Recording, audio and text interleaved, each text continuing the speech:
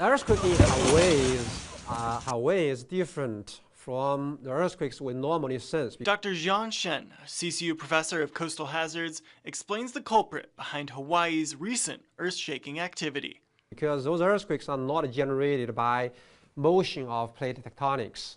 Instead, it's generated by the rising magma. Because magma, when they're rising upward, they will push rocks around. They will try to get into the cracks of rocks above those magmas. And then eventually, they will also break the rocks as well. And this breaking of those rocks will generate earthquakes. According to Dr. Shen, these volcano-generated quakes usually remain a magnitude 4 to 6.0, meaning shaking and minor damage.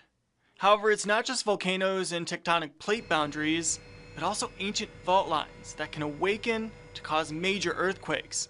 This includes South Carolina and the devastation of the 1886 Charleston earthquake that killed 60 people. Type of earthquake is the so-called intraplate earthquakes. And geologists have been struggling to explain exactly why these earthquakes occur.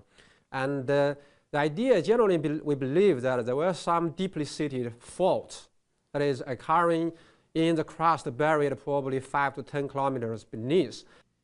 Dr. Shen adds that it's even more difficult to predict these types of earthquakes because they don't happen regularly. Put it this way, from our understanding, the type of earthquake occurred in Charleston in 1886 occurs probably once every 500 or 600 years. That's based on geological record that's been collected, goes back to 5,000 or 6,000 years.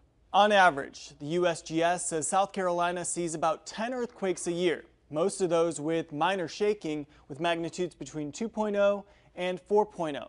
So far in Hawaii, over the past 2 weeks, the USGS has reported 1,200 quakes on the Big Island, with the highest being a magnitude 6.9.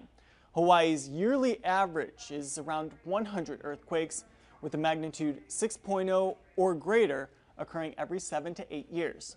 Now we have more links to South Carolina's earthquake history, earthquake safety tips, and complete coverage of Hawaii's ongoing natural disaster on our website, WMBFnews.com, under the weather page. Reporting in the studio, I'm First Alert meteorologist Sean Bailey.